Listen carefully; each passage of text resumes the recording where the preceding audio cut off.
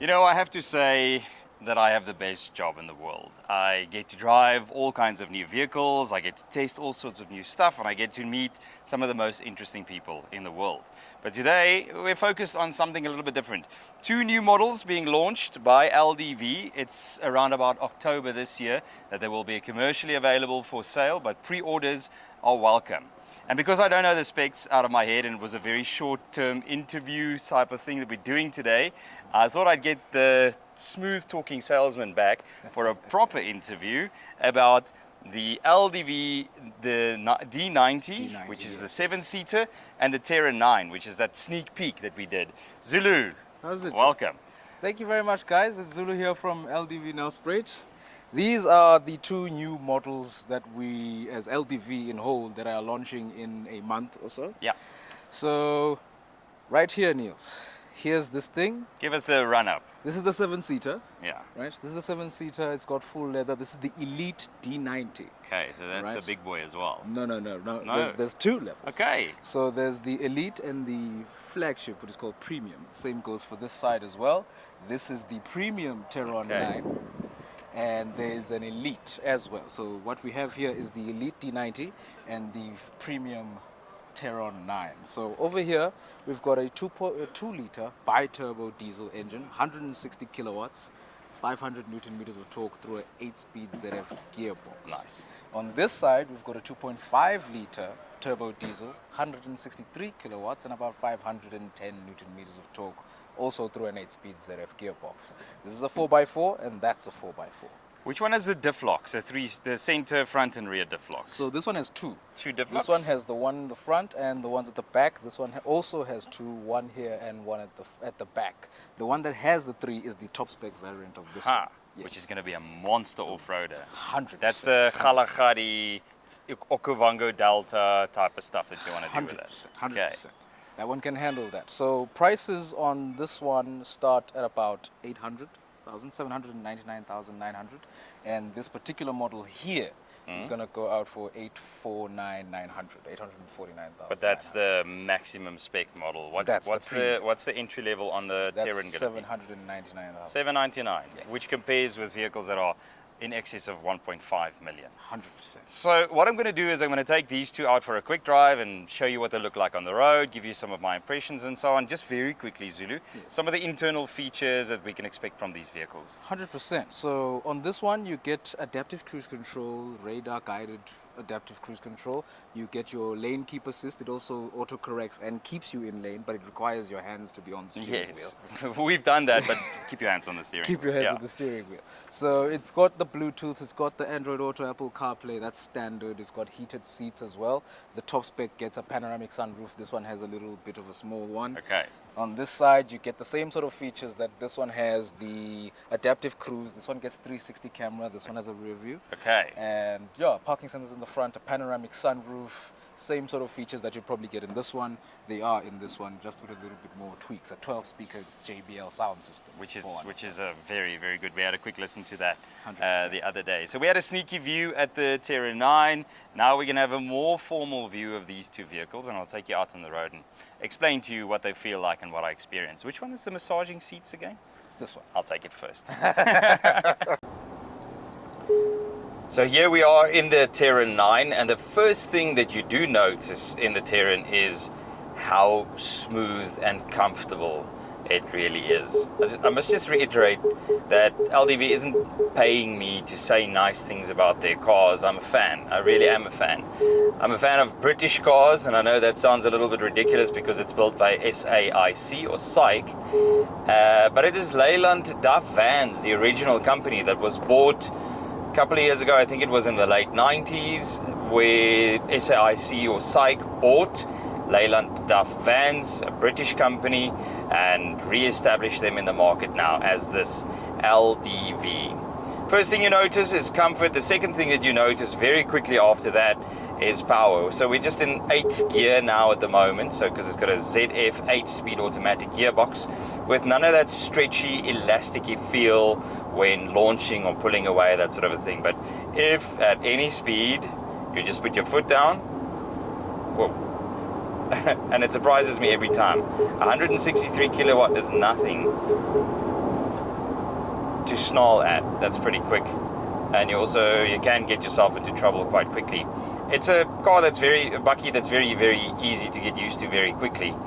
And although you have all these, you can hear the beeping and the booping, although you have all these functions and display, and you have help with everything that might be necessary for someone to drive a car, you can still just get in and drive it. You have to get used to the indicator stalk being on the left hand side if you're not, because the actual gear selector is on the right hand side where your parking brake and everything is as well. Cameras all around, 360 cameras. So even though it's the biggest bakkie in South Africa at the moment, it's really easy to park, it's really easy to live with, it's really easy to get along with, and you can turn all the features off as well. I kind of like what they are doing, just not all the time, so it's your discretion, you can turn it off. I think on longer journeys, which you will definitely be taking this, that will be quite helpful. More things that come to mind: it's just smooth, it's just easy to drive, it's easy to live with, and I think you can get used to it very quickly. The problem with that is that it's not really a problem for LDV, but for other vehicle manufacturers it is a problem, because you get so much comfort, you get so much size, you get so much luxury that it'll be difficult to compare for even 800,000 Rand for anything else that is in the market. I quite like the LDV Terron 9 a lot. It took me seeing it in person to decide whether I like the way it looked or not, which I do. Videos don't really do it justice all that much, but it's still a good looking vehicle on a photograph or a video. See it in person, go to LDV Nelspruit to give it a test drive. I'm sure the guys will be willing to do that. So this is being launched in October this year. Pre-orders are available, and I think if you think you might want one, jump quickly. I don't know how many of them are in South Africa at the moment, but they are available to test drive at Nelspruit LDV for pre-orders, and then they'll be coming in October or November this year. I got nothing terrible, nothing bad to say, except for maybe the indicator stalk is on the wrong side, in my opinion. There's the 360 camera that just comes up as you are under 20 or under 30 k's an hour, and you turn the steering wheel ever so slightly. They come on and they show you what's happening around you.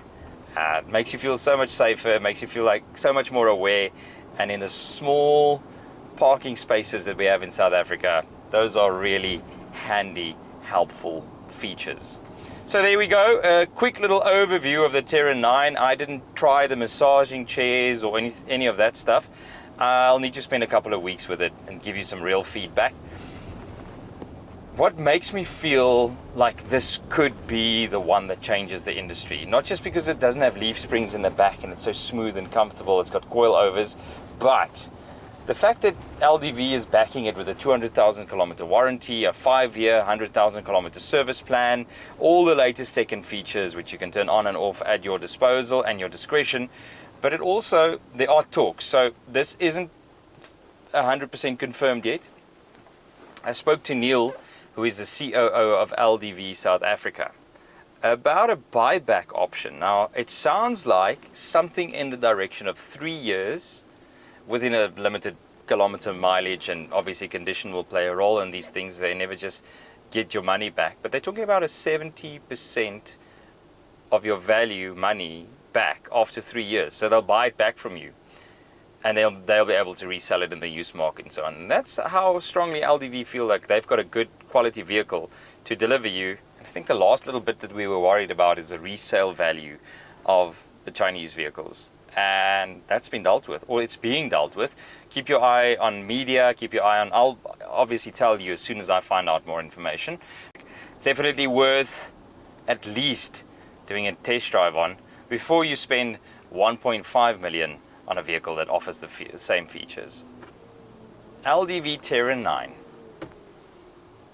I like it.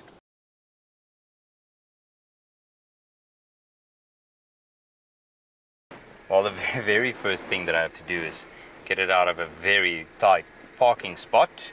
Welcome to the D90, second video in our series about the newly launched LDV successors or addition to their range, and this is my very first impression. So the first thing I had to do was to get out of a really tight parking spot, the way we displayed them there in the beginning of the video. The D90, easy to do, and this isn't even the top of the range flagship model, but it's got enough cameras and 360 views and stuff to show you exactly what's going on.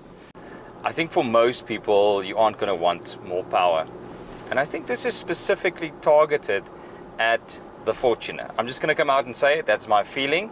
That's my indication of that, because it just feels like it's built to compete with that at quite a different price point.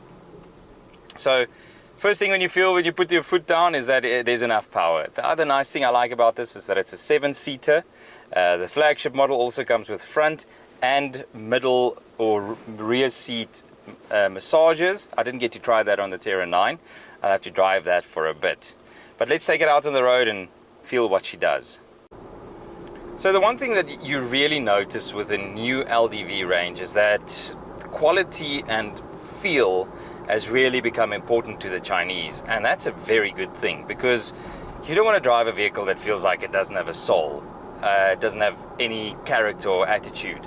The ZF automatic gearbox is fantastic. It seems to intuitively know what it is that you want to do, and it really can compete with some of the Germans, some of the Japanese, and some of the Americans in this category. So you've got quite a list of features for the entry-level one, and then the top feature will have a panoramic sunroof, all the 360 stuff. This already has a lane hold assist, which you can turn off if you like. But the very nice thing about it is when you are driving along, just in town, it's very easy to drive with. You've got a nice commanding seating position, very smooth, very, very easy to drive. And then when you do decide, and it's ironic because we are behind a traffic officer now, which is probably what I deserve for driving around the way that I do sometimes, is if you do put your foot down. We're in normal drive mode and 7th gear at the moment, and I'm just gonna change lanes quickly, which it fights me on, and then just put my foot down. Goes back 2-3 gears, and there's honestly more than enough. I know speed is very, very difficult to show on camera, but use your imagination, trust me, or if you don't, then go and test drive one at LDV Nelspruit. Feels like a vehicle I've driven before. There's nothing new, there's nothing super difficult or complicated about this, the infotainment system or being able to just work with this car. It just feels like I've driven this before somewhere, and it was with a premium brand. Well done, LDV, for another successful launch. Like I said in the previous video, I am not paid by LDV to say anything nice or bad about the vehicle, only to report on my experiences and how I find the vehicles when I drive them. Both the Terron 9 and the D90 has the paddle shift gearbox.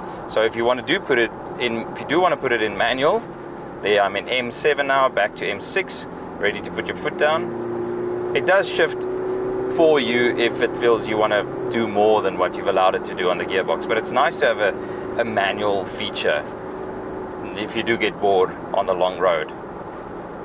LDV D90, 7-seater family vehicle.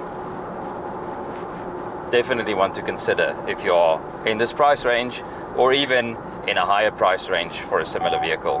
Well done, LDV. Good stuff.